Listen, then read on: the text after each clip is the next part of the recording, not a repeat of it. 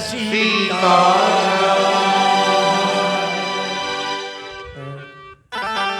देखो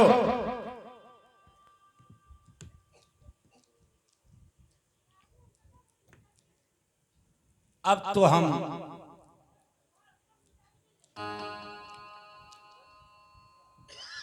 गिने चुने दिन का मेहमान है। 77 बीत रहा है, अब कितना। लेकिन एक बात याद रखना, सुंदर कांड का पाठ सब जगह लोग किया करते हैं। सप्ताह में, पखवाड़ा में, महीना में, प्रायः सब जगह होता है। अनुष्ठान पूर्वक कहीं कहीं होता है। विधिवत जो नौ पूजा है, संकल्प के साथ अनुष्ठान पूरा करके पाठ प्रारंभ करना, हमको लगता है इस एरिया में एक पतार को छोड़ और कहीं अनुष्ठान पूर्वक नहीं होता है। तो इसमें तो महात्माओं ने बहुत प्रकार का सुंदर का वर्णन किया। सिंधु तीर एक भूधर सुंदर, कनक कोट विचित्र मणिकृत सुंदर आय तना घना, सोना का मकान दाम सुंदर, राम नाम अंकित मुद्रिका सुंदर, फल सुंदर, सगुन सुंदर, कथा सुंदर, सुंदरी सुंदरो, श्री सीताराम जी सुंदर। और बंदर का एक नाम सुंदर भी होता है। तो अनेक प्रकार की बात है, सबकी अपनी अपनी भावना है। आइए इस सुंदर कांड की सुंदरता क्या है, जिसमें भक्त और भगवान दोनों का चरित्र एक साथ वर्णन किया गया है। जैसे रामचरितमानस में भक्त और भगवान का चरित्र, जैसे श्रीमद् भागवत महापुराण में उसका नाम है भागवत, भगवंत और भागवत, भक्त भगवान दोनों का चरित्र वर्णन है। तो आइए सुंदर कांड में भगवान शिव महादेव के रूप में आप विख्यात हैं। लेकिन जब रूपांतर हुआ, हनुमान जी के रूप में आए, आपका नाम बदल गया। महादेव से क्या हो गए? महावीर। शंकर भगवान प्रभु हैं तो हनुमान जी महाप्रभु। शंकर भगवान जगत वंदनीय है तो हनुमान जी महाजगवंदन। तीन तीन महाविशेषण लगा हुआ है। हनुमान जी विद्यावान हैं।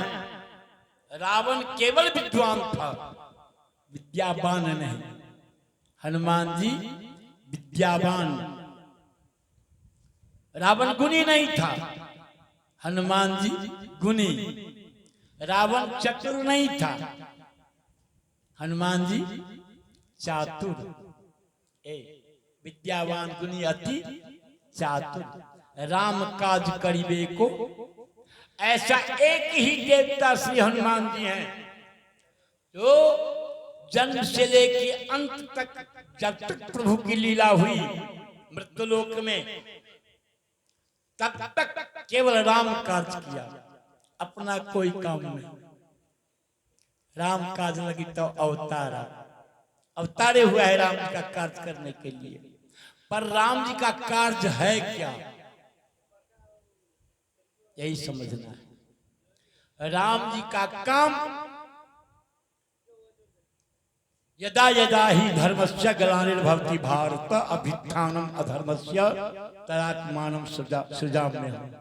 जब जब हो धर्म के हानि, बाढ़ असुर अधम अभिमानी, कर अनीति जाई नहीं बरनी, सीधे विप्रधेनु सुरधरनी, तब तब प्रभु धरी विविध शरीरा, हर कृपा निधि सज्जन पीरा। असुर मारी क्यों? राक्षसों के द्वारा अधर्मी सब अन्यायी हो गया, अत्याचारी हो गया, पापाचारी हो गया, दुराचारी हो गया, अधर्म करने लगा।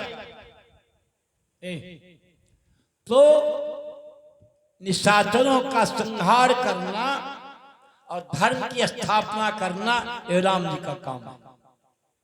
तो जो काम स्वयं राम जी नहीं कर सकते, नहीं कर सकते, ब्रह्म है तो क्या, भगवान है तो क्या,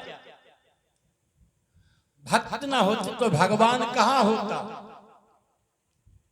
तो भक्त के द्वारा कार्य संपन्न किया जाता है।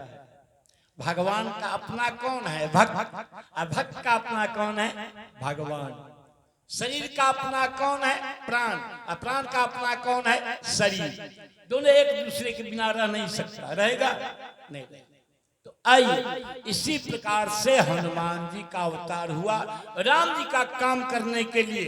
अब तो यहां से समुद्र के इस पार से हनुमान जी छलांग मारेंगे।